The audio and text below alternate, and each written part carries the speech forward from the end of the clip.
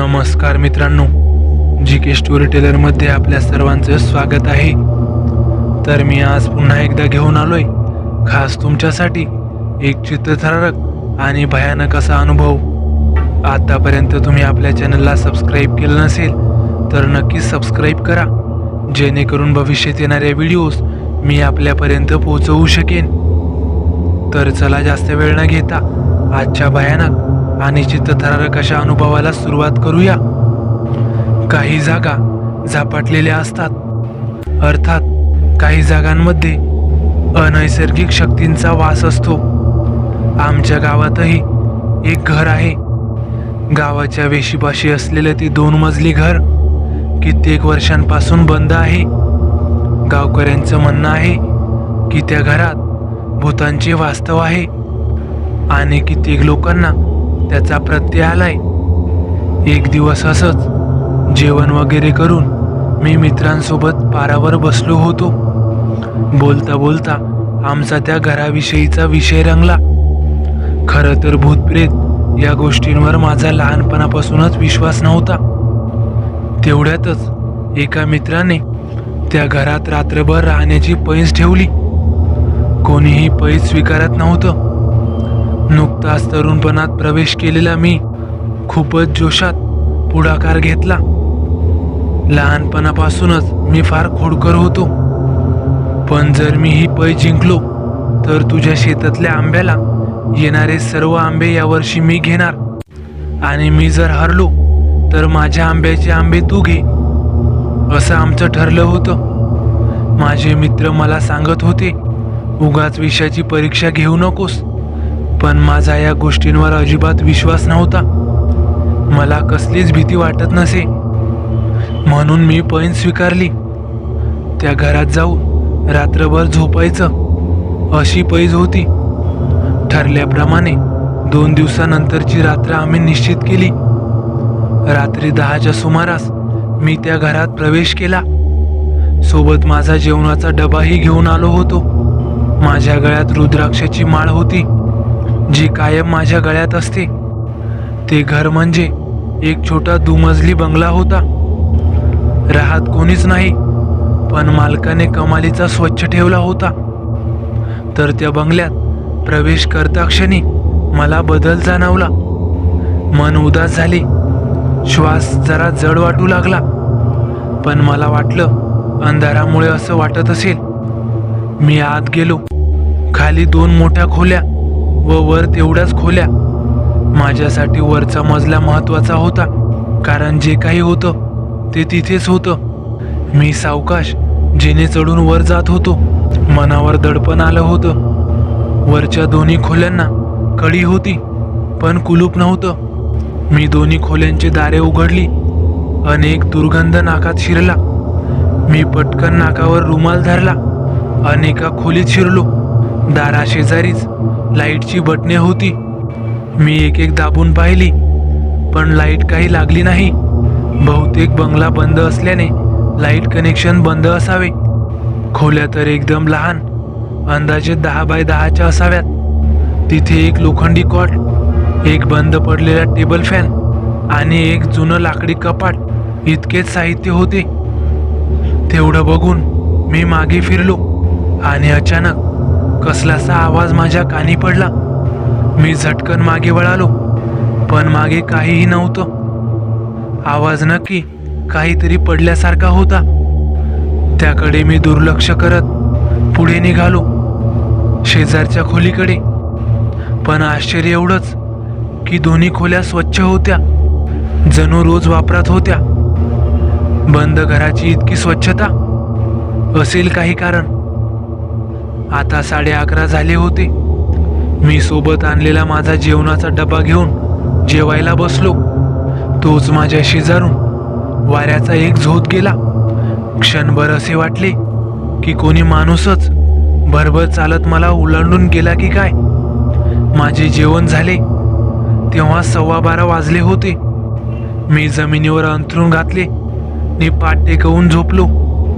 माझे डोळे कान आजूबाजूच्या सर्व गोष्टी टिपत होते। सर्वत्र स्मशान शांतता। मला पेंग येऊ लागली। आणि तेवढ्यात अचानक पैंजणांचा आवाज कानी पडला.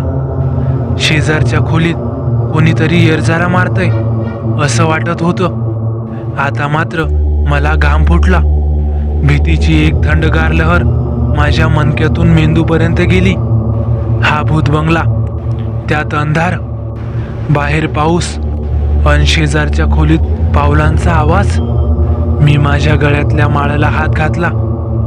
तसा शेजारचा आवाज बंद झाला. मी मोबाईलमध्ये टाइम पाहिला.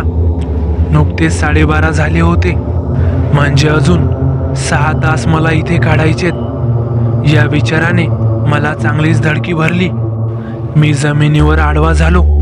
पाठ टेकली. तसं बरं वाटू लागलं. जरा आराम वाटला. डाव्या हाताला खिडकी होती जी बाल्कनीत उघडत होती. जरा हवा खाऊ म्हणून खिडकीजवळ जाण्यासाठी मी उभा राहिलो. 1-2 पावले चाललो असेल आणि झटकन खिडकीबाहेरून कोणीतरी गेल्याची स्पष्ट जाणीव मला झाली. आता मात्र माझा धीर सुटू लागला. कोणती अवदसा आठवली आणि इकडे आलो असं झालं होतं. पूर्ण हिंमत एकवटून मी खिडकीपाशी गेलो आणि बाहेर बघितलं. बाहेर तुफान पाऊस बरसत होता आणि तेवढ्यात एक विचित्र प्रकार माझ्या लक्षात आला. एवढ्या पाण्यात त्या बंगल्याच्या आवारात एक शेकोटी पेटलेली दिसली आणि त्या बाजूलाच एक बाई आणि एक लहान मुलगी खेळत होत्या. मला फार आश्चर्य वाटलं. एकतर या पावसामध्ये ती शेकोटी कशी आणि त्यात ही बाई आणि ही मुलगी कोण असेल जी एवढ्या पावसात खेळतीये? काय वेडबीड लागलं की काय या बाईला? लहान मुलगी पुढे पळत होती आणि ती बाई तिच्या मागे. नेमका हा काय प्रकार आहे? मी ध्यान धरून पाहतच होतो की अचानक त्या मुलीने त्या शेकोटीच्या आगीत झेप घेतली आणि तिच्या मागे त्या बाईने देखील. आणि क्षणात त्या दोघी आणि ती शेकोटीही गायब झाली. मी जागेवरच उडालो.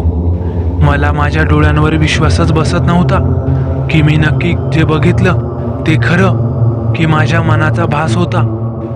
आता मात्र भीतीने माझी गाळण उडाली. सर्वांग घामाने भिजले होते.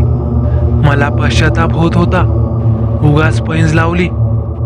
मी खिडकी घट्ट लावली आणि आतमध्ये येऊन बसलो.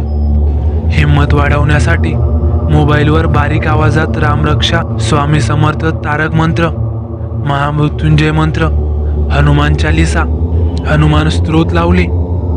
मीही मोबाईलच्या आवाजासोबत ही स्तोत्रे म्हणू लागलो.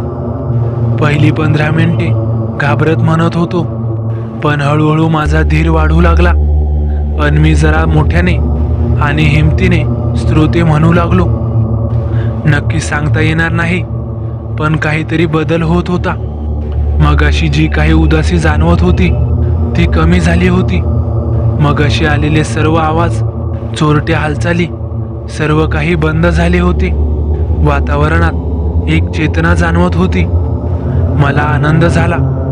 मला मार्ग मिळाला नव्हे तर देवानेच दाखवला होता. मी सबंध रात्रभर त्या 2 खोल्यांमध्ये विविध मंत्र मोबाईलवर लावून फिरत राहिलो. आता मला काही त्रास होत नव्हता, पण काहीतरी माझ्यापासून दूर दूर सरकतंय हे जाणवत होतं. बराच वेळ हे चालू होतं. मला झोपही येऊ लागली. मी मोबाईलच्या घड्याळात पाहिले तर 4:30 झाले होते. मी हुश करून एक सुस्कारा सोडला. सुटलो होतो मी. आता रामप्रहर सुरू झाला होता. मी मोबाईलवर रामरक्षा ऐकली, रामनामाचा जप केला व 5 वाजता झोपलो. झोप काही चांगली नव्हती. भीतीदायक स्वप्ने पडत होती. मी उठलो तेव्हा सकाळचे 7 वाजले होते. लख्ख उजाडले होते. पक्ष्यांचे आवाज येत होते. रस्त्यावरून माणसांचेही आवाज येत होते. मी लगेच उठलो. माझे सामान आवरले आणि थेट घराच्या दिशेने धाव घेतली. घरी जाऊन आधी आंघोळ केली, देवपूजा केली, देव्हाऱ्यातला अंगारा कपाळाला लावला आणि माझे रक्षण केल्याबद्दल देवाचे आभार मानले. या अनुभवातून मी एक जीवन समृद्ध करणारा अनुभव घेतला. या जगात सकारात्मक आणि नकारात्मक दोन्ही शक्ती अस्तित्वात आहेत याची मला खात्रीच पटली. आपले श्लोक, मंत्र, प्रार्थना हे खूप शक्तिशाली आहेत, याचा मी स्वतः अनुभव घेतला. पण हे असले उद्योग पुन्हा करणार नाही. ही विषयाची परीक्षा आहे, यापासून लांबच राहिलेलं बरं. तर मित्रांनो, कसा वाटला तुम्हाला अनुभव? आवडल्यास नक्की लाईक करा, कमेंट करायला विसरू नका. आणि आतापर्यंत आपल्या चॅनलला सबस्क्राईब केलं नसेल तर नक्की सबस्क्राईब करा. तर चला भेटूया पुढच्या व्हिडिओत. धन्यवाद.